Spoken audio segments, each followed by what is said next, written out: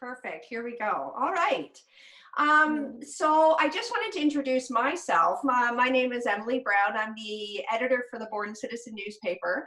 Obviously, we've switched to a digital platform relatively quickly, like everybody else is doing. We're kind of adapting on the fly. I have to say I'm really enjoying it, though. It's an interesting way to do interviews. So today we're talking with Glenda Newbatt, who is the manager of library services for the Essa Public Library. So thanks for joining us today, Glenda. Appreciate your time. Thank you. Now, I usually kick off interviews not in this format, but considering what's going on, I just wanted to ask you personally how you're doing. Oh, thank you. Yeah, we're doing good. My family was unfortunately out of the country when this escalated. So my husband and I and our daughter, who's just finishing her last year of university, and my son, who's finishing his last year of high school, are on day 10 of isolation. So just the same as everybody else, transitioning to working at home, doing school online, and but we're great. Thank you. Good, yeah, good to hear. So myself as well as the Essa community appreciate that the library had to make that difficult decision to close its doors.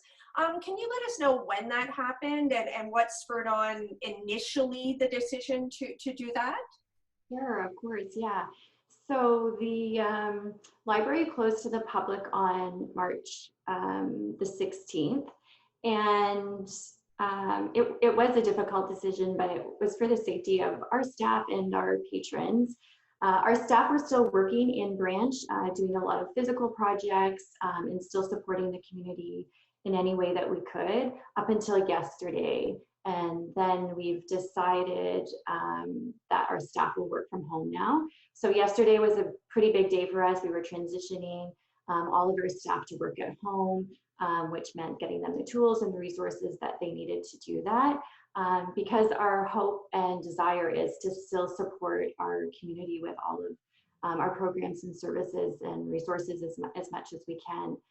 So that also meant that yesterday we locked our drop-off boxes for people to return their library materials, which had been opened up until then, because there's no one to pick them up and they would get overwhelmed.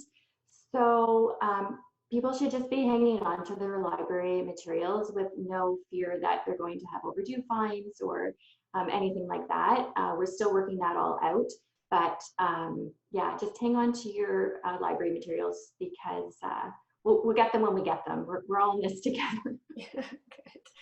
Excellent.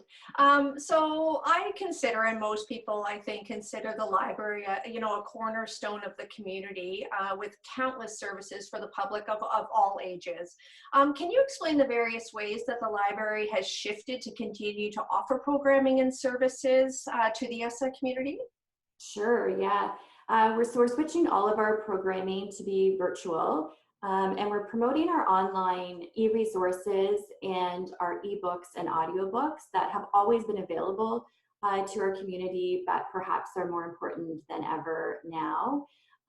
So our children's programmers are doing an amazing job, both Holly and Carly. They haven't missed a step. They continue to do their story hours in both French and English. They're doing their cozy bedtime stories. They're doing their Wiggles and Giggles programs. So that hasn't changed, except for, of course, like everybody else, the concept. So we have a YouTube channel that we're utilizing for those programs. But anybody can find out about them by following us on Facebook, Twitter, or Instagram. And also our webpage. We're being really diligent about keeping that up to date as well. And then for our teens and adults and seniors, we're still working on the programming there.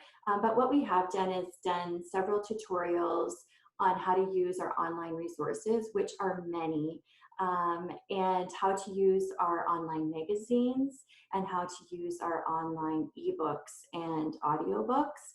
So we're hoping to be able to, bridge that gap a little bit with people not being able to come into the library to pick up their materials physically. Oh, very good. So you alluded to, I just wanted to reiterate again to the public. So if they are looking to access the different services and maybe they're not sure how to do it, what would be the single best way to hone right in on what they can access from you? Yeah, our website's always the best step, and it's www.essa.library.on.ca. Our staff are still all available by email. So if you know someone's personal email, and you're welcome to email them, or you can email our general email address, which is also on the website, but it's just essalib@essa.library.on.ca. And there's someone checking that several times a day, and they'll either answer the question or forward the message to a staff member that's more appropriate to answer the questions. So we're still very much available to our community, and they should be contacting us with all of their informational and reading needs. Very good. Now, shifting in and looking to the future, obviously none of us know really where this is going. Has this unique situation spawned any future thoughts of things that you would like to initiate that maybe aren't off the ground quite yet? Yeah, that's a really good question, and one that I literally dream about and think about 24/7 right now, because yeah, we don't know how long we're into this. We're just going day by day and planning programs week by week right now, but there's so many potential opportunities to have, like, for our adults, we offer monthly trivia nights and book clubs, and we can do that virtually. Like, we live in a day and age where we are pretty lucky. So it's just the logistics, planning the logistics at this point, but there's nothing that is not on the table. And if anyone has suggestions or ideas, they should definitely let us know, because we're open to any kind of programming that we can still do. That's great. And so I've noticed, just amongst my friends and colleagues, there is a little bit more time to indulge in reading, and maybe even reinvigorating the joy of reading. Yeah. Because you do work for the public, so do you have any insider tips on some good reads? Oh, yeah. Reading advisory is hard for me because I have so many books that are my favorites or precious to me for many different reasons.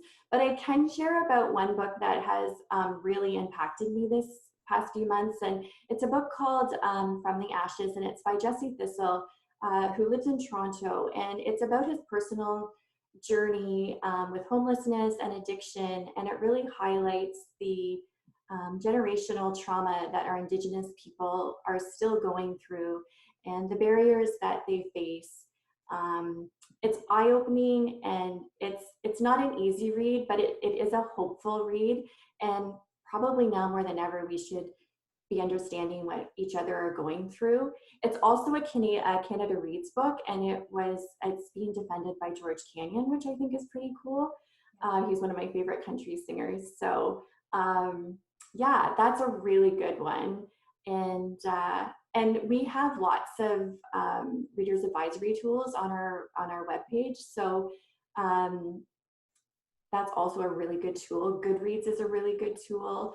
And that's also on our webpage. And our staff, we actually just did a social media campaign in participation with Simcoe County's It Starts last week. So all of our social media have all of our staff's favorite books that they've read that highlights like celebrating diversity and being inclusive. So it's a really good time to log on to either Facebook or Instagram or Twitter, because every single one of our staff has a picture of themselves with the book that has meant the most to them this past few months. So that's a good tool too, but there's lots of readers advisory tools and or email staff. Yeah. Very good, very good. So just in conclusion, is there anything else that you would like to add in regards to the library services, speaking to the community members? Oh, just that we miss you guys so much, and we're here for you. Our dedication to information and providing that to our community hasn't changed. So please do reach out and know that we're doing everything to continue to be a community hub for you in the only way that we know how to do right now. But yeah. we're here. That's great. Well, thank you so much for your time, Glenda. I really, really appreciate it. I appreciate you thinking of us, Emily, and I hope you and your family stay well. Yeah, you as well. You take care, Glenda. Thank you. Thank Bye. you.